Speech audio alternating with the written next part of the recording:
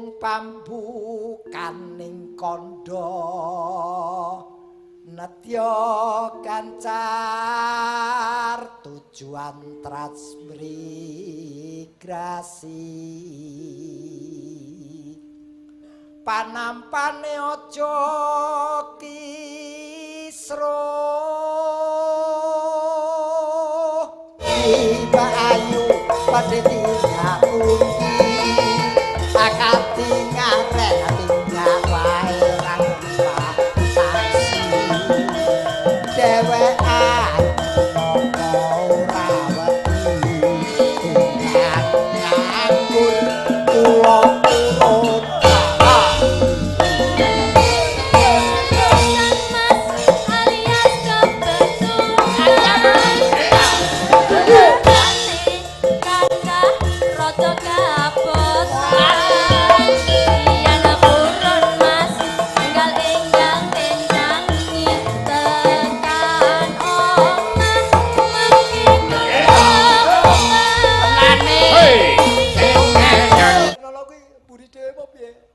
gambarmu uga ngeklo iki ora cetha nampane wedi lho aku lah kok iso gambarmu ngeglo uga ora uda ngawut ae ora dicethake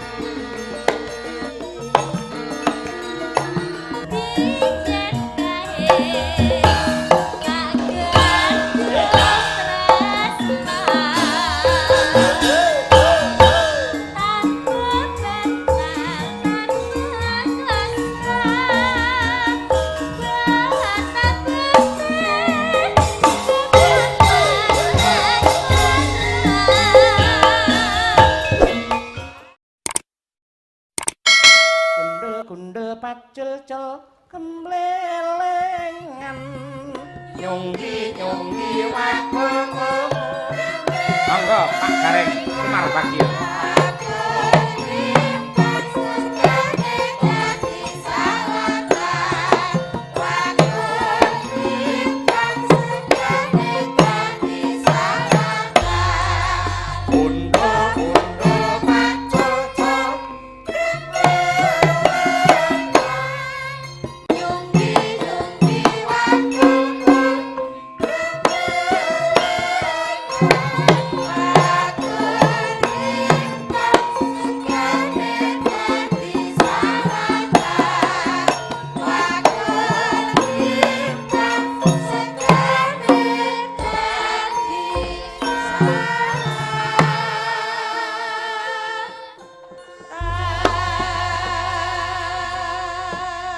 aku wis niteni bola bali nadyanto mangsa rendeng anggere ana Mas Gareng utawi Pak Sumar Bagio niku angger wiwit wayangan gumunku mesti terang. Mila piyayi kepareng nimbali Mas Gareng niku kejawi pancen piyayine cerdas jogete apik niku kon napa nggih ngurusi babagan cuaca niku pancen nggih pinter nggih to Mas. Kira-kira nyatane wit sore mau udan grejah jenengan rawuh langsung. Iya ning ku angger sing nonton ki do percaya aku ora payu gareng malah dadi pawang udan. Ya ora apa-apa wong kuwi nulungi karo pepadaning urip merga piyayi kagungan kersa hajatan wayangan lek udan grejeh ngono ya mesake kok. Ning ora usah dipromosikake, wong iki ora panggautan kok. Iya. Yo kabeh iki ya pasrah semende marang sing kuwasa, perkara udan lan ora ki sing kuwasa sing gawe. Oh ngono. Kene mung nyuwun. Iya, iya. Nyuwun terang ya buktine alhamdulillah iso terang benderan nadyan sore mon recih udane. Mila jenengan iki yen kula ngibaratake pari nika. Nggih. Ngibarate pari saya isi jenengan saya ndingkluk. Nadyan to duwe kabisan sok-sok emoh dipamer-pamerke. Lah niku sing apik jenengan ngoten. Nggih, wong niku sok kadang nyandang apes, Mas. Tewas pamer pas dinane apes malah mengke kisinan. Oh, ngaten. Nggih, dadi ora perlu dipamerke ning tandang gawe sing baku ngoten. Nggih. Lan hebatipun nun sewu Pak Gareng. Menawi laladan Ponorogo menika wah luar biasa. Menawi wayangan minded sing mirsani mesti kathah tur nadyanto menika meh jam 2. Wuh, tasih kathah para sutresna budaya ingkang lenggah wonten ing kursi, ingkang wonten ing tengen panggung tasih kathah. Niki hebat niki. Niki pun golongane penikmat wayang. Nggih. Pengamat dan penikmat wayang yen pun wanci ngeten iki. Menikmati tontonan arupi wayang kulit. Betul. Lah yen kala wau niku penonton wayang. Dadi pun beda kelase. Ning kabeh wau nggih disengkuyung, nggih kita welcome siapapun yang nonton sing baku wayang kulit tetep ngrembaka lan lestari ning Nuswantara niki. Amin, amin ya rabbal alamin. Leres. Mila nggih hebate wayang niku napa nggih ngibarate dagangan ngoten sing didol niku pirang-pirang. Leres. Mila piyayi mirsani wayang ana sing pancen mligi nggatekke lakon, enten sing mung rawuh niku napa niku mengamati utawi mengapresiasi kelenengan sore bareng wis ndodok kotak malah kundur niku enten. Mergo pengen apa ya lek kosala iki kelenengane apa ngoten niku enten. Enten sing napa niku namung momong anake tuku latu-latu bar niku terus mulih enten. Sing anyelke menehi bareng weruh sindene sing disenengi ora dijak terus mulih. Ngono kuwi. Nek ya wong jenenge majemuk kemajemukan masyarakat penonton wayang ya kita hormati semua. Nggih. Lah mergo saka beraneka ragam tujuan piyayi nonton wayang, akhire wayang niku tetep digemari ngantos dinten samangke. Dadi piyayi nonton wayang iso milih apa sing disenengi. Pamane kok mung nganti limbukan, bal limbukan kundur monggo. Ning sing isih karem karo cerita, karem karo tembang-tembang klasik ya monggo katuran pinarak. Lah kuwi lho hebate Mas Gareng. Jarine Witing Tresna jalaran saka kulino. Tegese? Ya wis kulino nyawang ora ketang sedelok suwe-suwe timbul katresnan kecintaan kepada wayang kulit. Oh, betul. Sapa ngerti sekarang penonton besok jadi penanggap sapa ngerti. Amin, amin, amin nggih. Aja diamini sik takoke nganggo dagelan apa ora. Ono nanggap wayang nganggo dagelan aku ramin kok. Lho ngono iki kan ya cara wong mlaku iki lak ya nganggo alon-alon dhisik, engko wayangan lek positif bar kuwi ngangge dagelan mboten dagelan sinten kari mengarahkan teng panjenengan ngono. Oh lah ngono ya ngono kuwi. Dadi dalang ora iso diplomasi ya ora usah dadi dalang. Lah iya ngono kudu kaya ngono kuwi. Malah ora. Ning ngeten salah satu pelawak utawi penggembira teng wayang ni sing sok-sok kula rada anu nggih rada mesake. Mboten mesake perkara anu mboten ning kalih jenengan. Mergo rata-rata mboten kabeh nggih penonton terbanyak iku lak nggen limbukan. Nggih. Lah, racakipun para kadang-kadang pelawak sanesipun angger ban limbukan kundur. Niku mboten napa-napa pancen kontrak kerjain namung demu mriku. Ning jenengan mboten mungkin dandane Gareng ban limbukan kok kundur. Wong Gareng kok malah gara-gara ora metune lak salah. Niku. Iki ya bener. Siji alasanku kuwi. Gareng ki metune pas goro-goro. Kuwi siji. Ping pindho wiwit aku mlebu panggung wayang kulit ya limbukan ya goro-goro. Ping telune tak cucukke Semarang Ponorogo ki adoh. Ya ning kene mung limbukan tok lae ora cucuk. Tur tak cucukke karo sing ngragati lan sing para mirsani. Nah, kuwi. Nah, perkara iki aku ngedol dituku ya alhamdulillah, ora ya ora masalah sing penting kewajiban. Wong kuwi duwe hak dan kewajiban. Ya. Ning pertanyaannya apa? Upamane enek wong nanggak wayang, upamane hari jadi Kabupaten Ponorogo ya. Iya amin. Wayangan delala para sesepuh ngersake bintang tamu sampean ning lakone ngersake laire Semar. Lha metumu terus kapan wong Semare rong lair lho. Lah, saiki tak takoni, ana tembung kuno apa ora mbok eling-eling? Apa? Dalang apa kurang lakon? Mas yo wis laire Semar wong dalang ki akale mlaku disakit. Oh iya dadi metu ngomong wah menika wonten sukma Gareng ingkang rawuh ngono kan iso. Ya aja dipatekke to. Tegesipun tasik wonten alam uwung-uwung ngono lho. Iki calone sok lair ngono lho. Lho ku lagi sik wis ngene wae saiki sapa dalang sing apa kuwi nglakokke laire Semar sapa? Hah? Sapa sing dalang sing nglakokke laire Semar? Lho, akeh sing wis nglakokke Mbah Darman nate, Pak Purbo nate. Aku ora melu.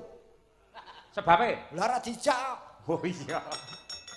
Wong wis pokoke aku kari manut sing nanggap, Mas. Wah, inggih. Arep lakon apa wae ora masalah.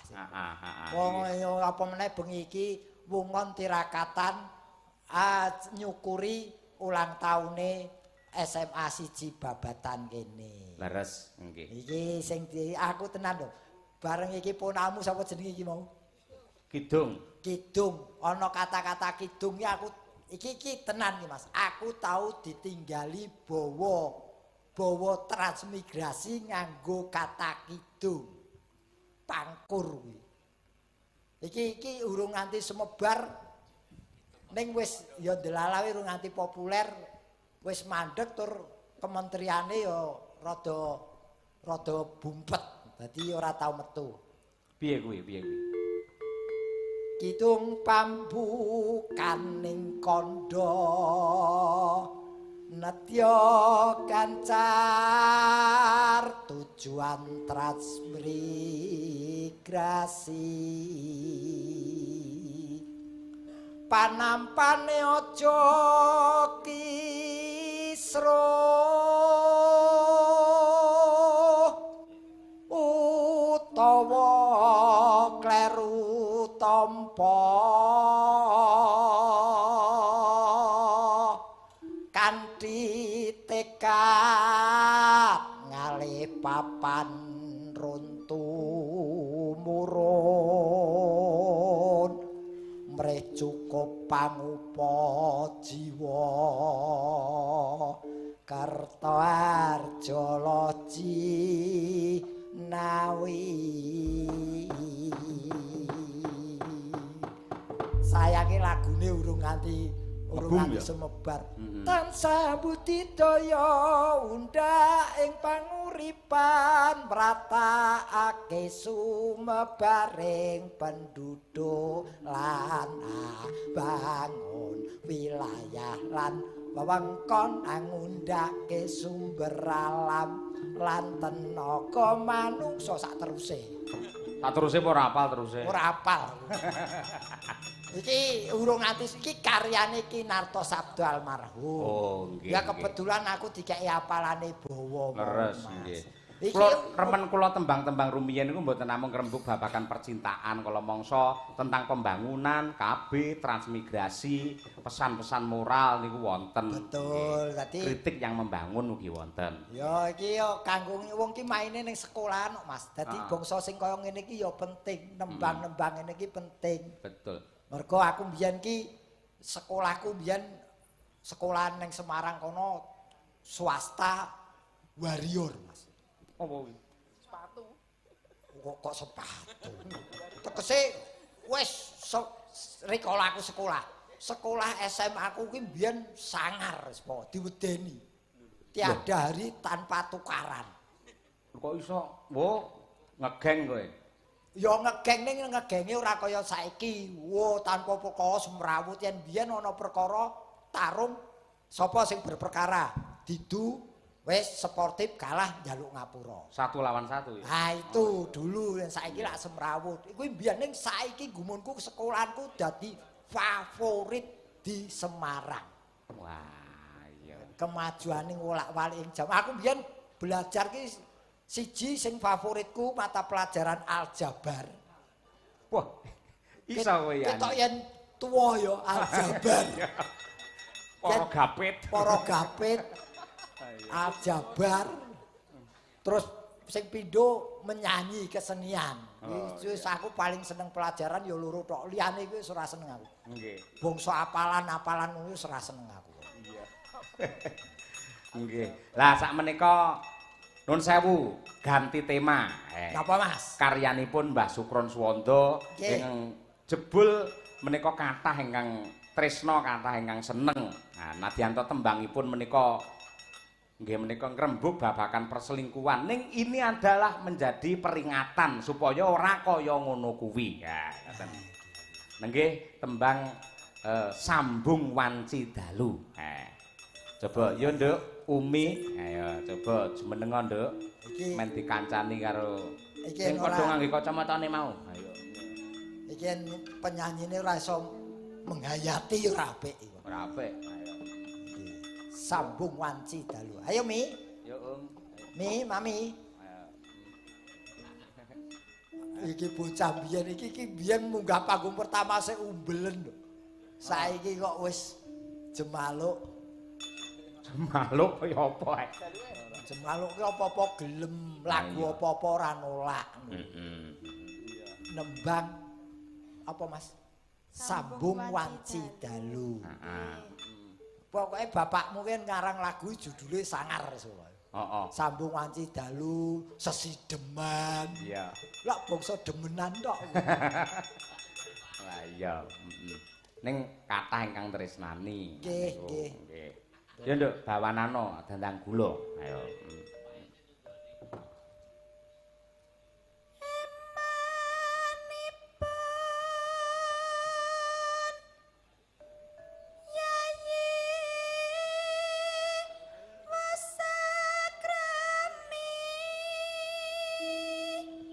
Emanipun Yayi wis akrami. Wis rabi. Oh, eman. Boleh wis dibojo. Sayangnya kamu sudah mempunyai pasangan. Suami.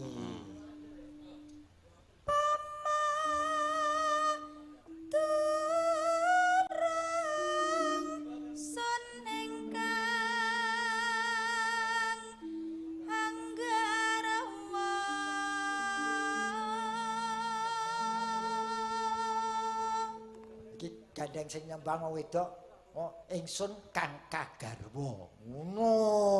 Iki rekake pengalamanmu dhewe no, pengalamanmu dhewe. Ya. Nggih. Nggih. Wong ayu ngrerucit wae.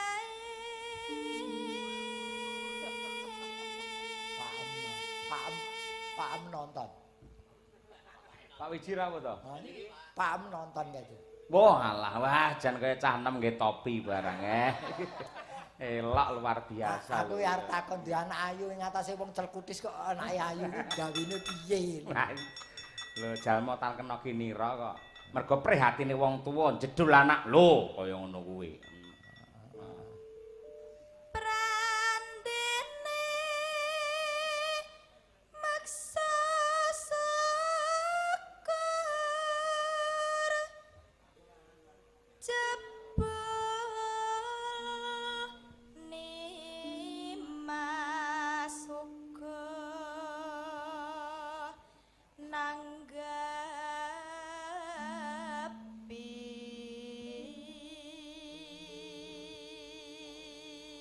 Tidak bertepuk sebelah tangan. Ada respon. Ning wong duwe rasa tresna ya pamane aku karo sampean Mas Gareng pamane rasa wong liya. Duwe rasa tresna karo wong wadon liya sing dudu bojone. Oh jane sah wong tresna iki lak kanugrahan saka Gusti sing menungso ora iso nampik milih. Perkara piye? Perkara kelakon karo rane. Heeh. Kuwi gumantung Gusti ning awake dhewe pamane aku duwe rasa tresna karo Umi pamane ya. Perkara kelakone ora mung gumantung Gusti. Lha apa? Nekat apa ora?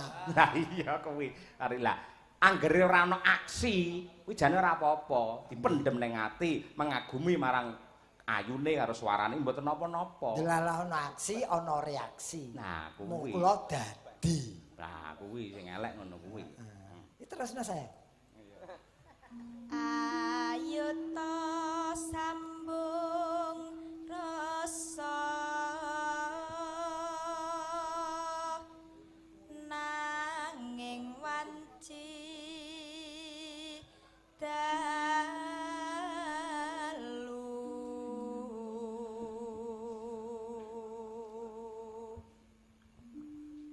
tan ana ingkang rubeda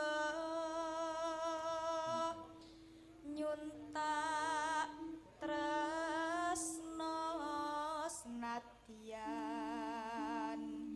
mung srana piranti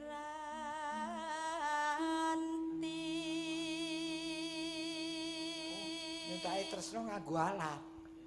Piranti, HP, HP. Oh, HP to. Zaman saiki lak nganggo. Soale tak tresno nganggo alat. Alate iki opo? Kangge piranti HP cara saiki kok. HP to. Mula HP terus ditulisi akhirnya dadi SMS. SMS kuwi lamun to ditampa secara positif dadine surat menuju surga. Nek lek didadekke negatif, surat menuju selingkuh. Lah kuwi. Iya, ya yen mung HP wae ora apa-apa wis ae piye. Iya. Mergo wong tuwa pikirane tekan ndi. Tekan ndi kuwi mesti. Yuk. Gambarmu uga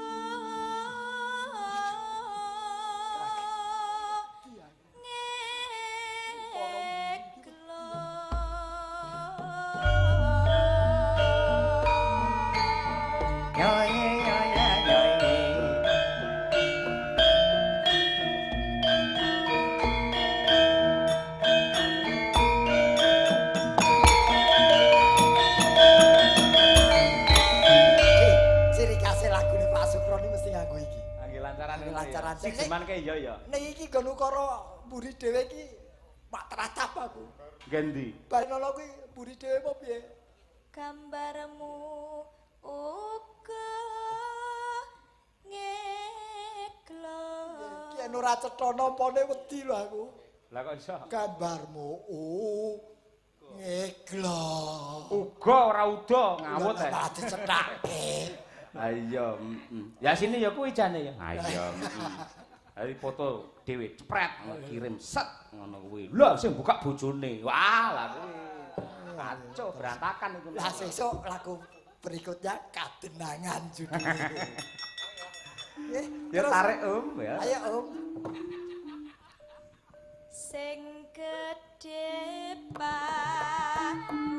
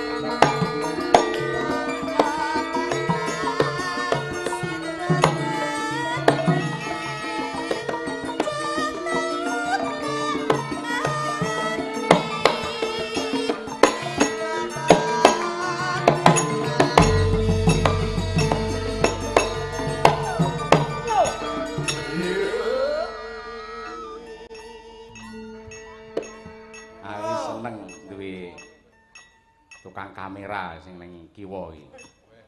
Mas Yosep wae. Sak brebetan kaya Agung Kudu ya. Ayo.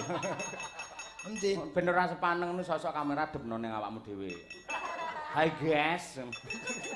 Endi jenenge Kasep? Jenenge kameramu Kasep. Yosep. Oh, yo kaya ngono ki Yosep. Wah, piye ta kowe? Waduh, jan. Wah, meringis katok. Temenanan kuwi penting saiki pancen dhewe sing takon nang dhuwur panggung Sep. Piye carane kok diambil momen-momen lek Mas Taslim iki palaran ngono kudu diketokke mosok palaran sing disute kok mburine. Ayo. Bareng iki mau neroke merene Anoman ku gegerku klomoh ya. Lah apa? Sik sik trot trot. Lho salahe ngono kuwi nang ngarepe ora. Kaya rem angin. Yo. Mendah baya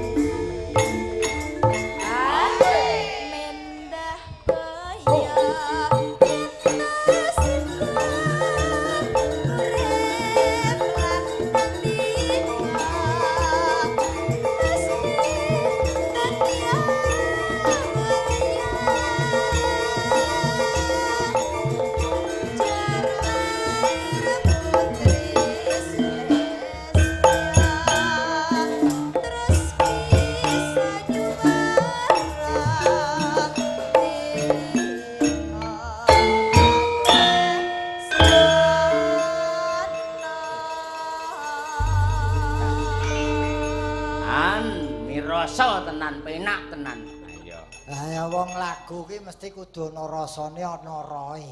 Betul, betul. Dadi ya ora jeneng kelem mergo kuwi bapakmu ora Pak Sukron kuwi yen gawe lagu ana rasane ana roe. Nggih.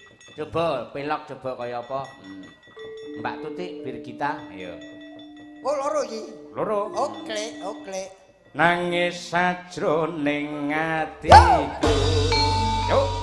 Wis tak senengi iki.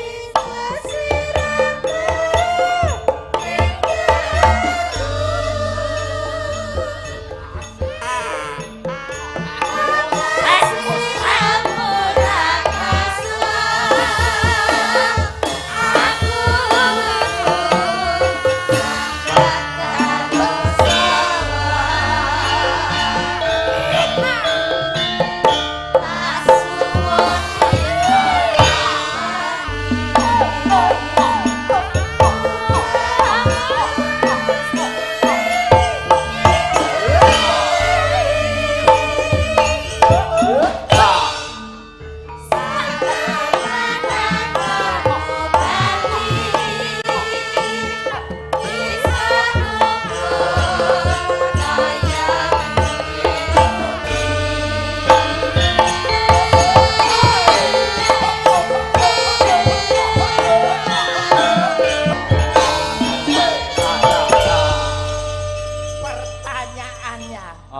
iki nang nggon aku tak nggo debat. Iki mau iringan ngene iki apa jenenge?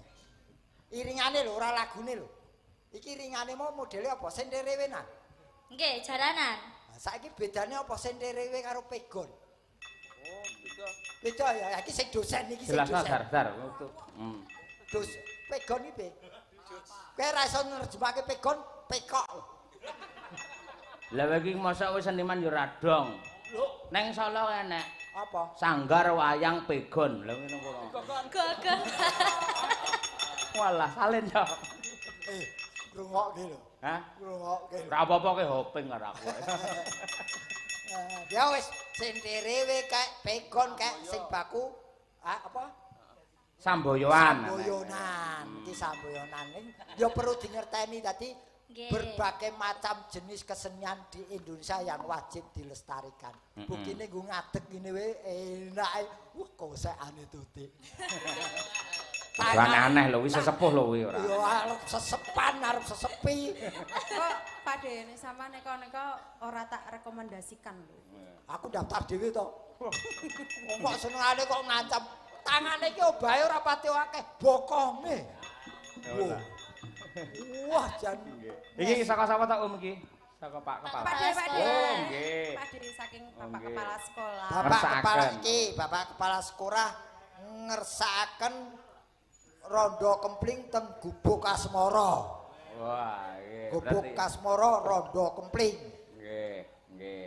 Dadi rondone iki paning gubuk iki. Ayo. Rondone lara nang gubuk. Rondone ning gubuk dolanan aswajik. Iya. Wong edan ora.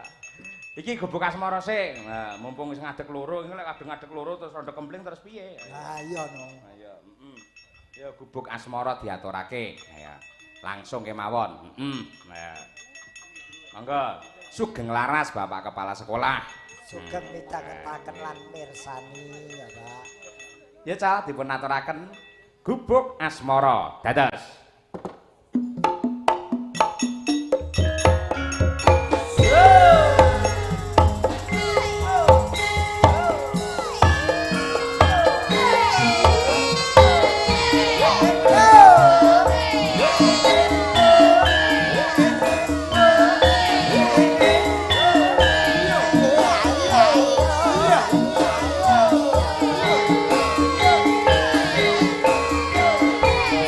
Wih!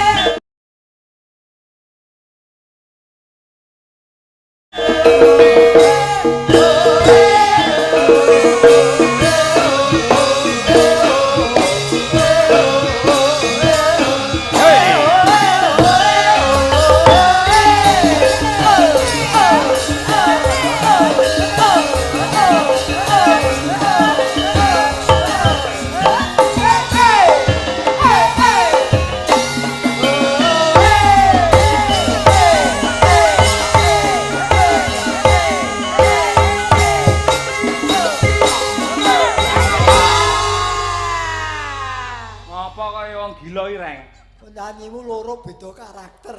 Kocok. Sing kene mau Jon ngosek. Kaya wong beseren lho. Ngosek bareng sing kene. Piye? Ki tarian wong arep mepe pakaian iki. Ya Nduk Najwa sampean. Ayo, iki pamundhut saka Pak Kepala Sekolah. Nggih, oh nggih. Peling. Ayo. Apa peling? Rondo kempling. Ayo. Tiwas tak arep tak bawani lho. Duwitono lek gelem duwitono lah. Apa? Diduwet. Aku ki suwe ra tau metu iki lali apa ora ya? Piye to? Ndak pundi ndak. Oh iya sing nganggo ndas ku ya. Heeh. Sik kelingan to? Yo sithik-sithik wis Oh, sok jaman kuwi Joy Laras metu terus kuwi. Nganti sing ngarang iki nganti payu laris nganti saiki arang-arang. Iya. Mangga, ayo diaturake rondo kempling mamundhut saking Bapak Kepala Sekolah. Ya, Cok. Canyos.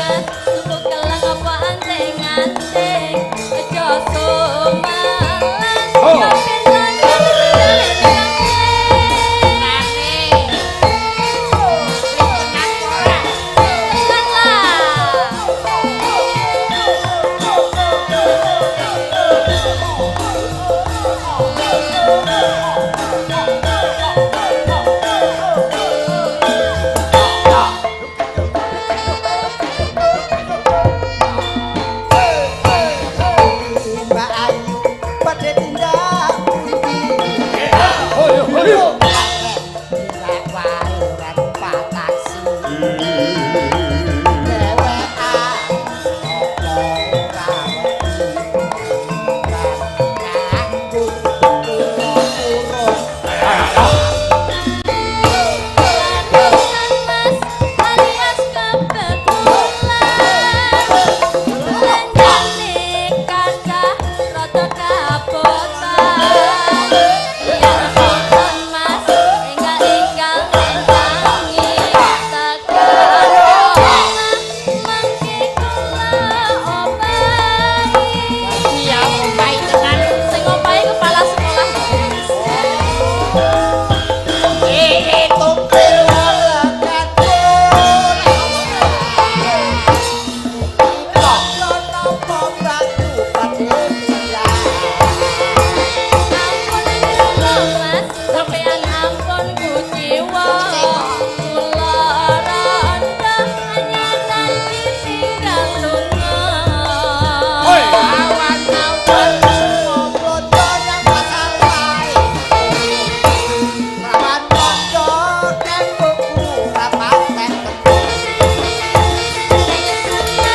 Mas, tuku gelang apa anteng-anteng Aja sumalang kepikiran tadi